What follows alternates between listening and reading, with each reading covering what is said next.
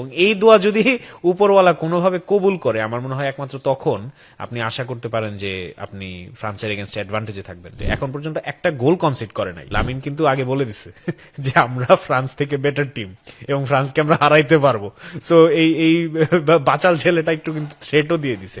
মরক্কোর তো আসলে এখানে বিশ্বকাপ মিশনটা শেষ হলো, ফ্রান্সের তো শেষ হয়নি, বরং মূল চ্যালেঞ্জগুলো বাকি রয়েছে। এবং আমরা যদি ইকুয়েশনটা মেলাই তাহলে সেমিফাইনালে স্পেন অথবা বেলজিয়ামের সাথে দেখা হবে। ফ্রান্সের বর্তমান যে টিমটার অবস্থা সেটাতে আসলে স্পেন বা বেলজিয়াম যেই আসুক না কেন তাদের আসলে কোন ধরনের চ্যালেঞ্জের মুখোমুখি হতে পারে তারা? আমার মনে হয় with all due respect to Belgium সব জায়গায় ফেভারিট আসলে স্পেনকেই ধরা হচ্ছে। তো আমি যদি তর্কের খাতিরে ধরি নেই স্পেনই আসলে ফেস করতে যাচ্ছে ফ্রান্সকে, যেটা আমি পার্সোনালিও চাই। সেই ক্ষেত্রে খেলাটা খুবই ইন্টারেস্টিং হবে এই জন্য যে আমরা যে একটা টার্ম বলি সবসময় যে the irresistible force versus the immovable object.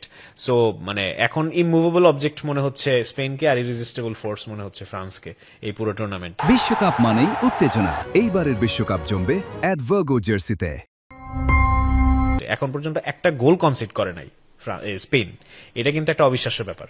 যেরকম অফেন্সিভ গেম প্লেতে স্ট্রেংথ দেখাচ্ছে ফ্রান্স, ঠিক তেমন ভাবেই উনাই সিমন এবং ডিফেন্সিভ লাইন অফ ডেলাফুয়েন্তে কিন্তু আসলে দেখাচ্ছে যে আমাদেরকে চাইলেই তোমরা গোল দিতে পারবা না। সো এইখান থেকে যদি স্পেন অ্যান্ড ফ্রান্সের খেলাটা হয় আমি পার্সোনালি খুবই খুশি হব, cause that would be for me so far the game of the tournament. But সেটা যদি নাও হয় আমার কাছে মনে হয় যে ফ্রান্স স্পেনের সাথে পড়ুক বা বেলজিয়ামের সাথে পড়ুক বা ইংল্যান্ড বা আর্জেন্টিনা যার সাথেই পড়ুক না কেন, আপনার খুবই দোয়া করতে হবে এবং আপনার খুবই সৌভাগ্য হইতে হবে যে ফ্রান্সের সামনের 4টা প্লেয়ারের একই দিনে 4 জনের অফ ডে যাইতে হবে।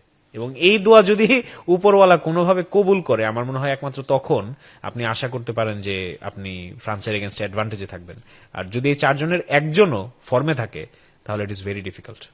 নিঃসন্দেহে। এবং ফ্রান্সের বেঞ্চেরও যে স্ট্রেংথ তাতে মোটামুটি বলাই যায় যে যদি একজন খারাপ করেন তাকে যদি সাবস্টিটিউট হিসেবে আরেকজনকে নামানো হয় লাইক ফর লাইক সাবস্টিটিউশন, সে তো নিশ্চয়ই তার মতো খারাপ খেলবে না, তারও নিশ্চয়ই অফ ডে যাবে না।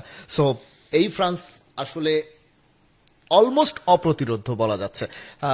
কিন্তু যদি আমরা এই স্পেন দলটার খেলার দিকে তাকাই, আমরা 2010-এর স্পেনের সঙ্গে অনেকে তুলনা করতে চান যে প্রতিপক্ষ যেই হোক না কেন 1-0 গোলে তারা জিতবে। এবারও আসলে সেই স্পেনের মধ্যে সেই ধরনের কিছু কি দেখা যাচ্ছে কিনা, এবং যদি আসলে এরকম কিছু দেখা যায় যে তারা খুব বেশি তাড়া নেই তাদের, 1-0 গোলে জিতলে সেটাও তো জয়, সেটা আসলে প্রতিপক্ষের জন্য চ্যালেঞ্জিং কতটা? না এই জায়গাটাতে না ভাই আমি একটু ডিসএগ্রি করব। আমার কাছে এই স্পেন টিমটা একেবারেই 2010-এর স্পেন টিমের মতো মনে হয় না, ইনফ্যাক্ট ভেরি ডিফারেন্ট। 2010-এর টিমের একটা ব্যাপার যেটা ছিল সেটা হচ্ছে ওখানে কিছু মিডফিল্ডার ছিল এবং ওখানে ওভারঅল কিছু প্লেয়ার ছিল যাদেরকে আপনি হাত দিতে পারতেন না, যাদের মানে যেই টিমে হচ্ছে ফ্যাব্রিকাস বেঞ্চে বসে থাকে সুযোগ পায় না। সো ওই টিমের যে কন্ট্রোল এবং ওই টিমের যে একটা মূল প্রতিপাদ্য বিষয় ছিল যে বল আমাদের কাছে থাকবে, তোমরা লাগলে আরেকটা বল নিয়ে আসো, আমরা যেটা দিয়ে খেলতেছি এটা তোমরা পাবা না ফর 90 মিনিটস, ফর 120 মিনিটস যতক্ষণই খেলি। এবং এখান থেকে স্পেন প্রত্যেকটা match with the exception of the first opening game, যেটাও আমার মানে ওইটাও আমার কাছে মনে হচ্ছে যে স্পেনই কন্ট্রোল করছে, বাট বিয়ন্ড দ্যাট আমার কাছে মনে হয় যে ওই স্পেন টিমটা was very stubborn with their application.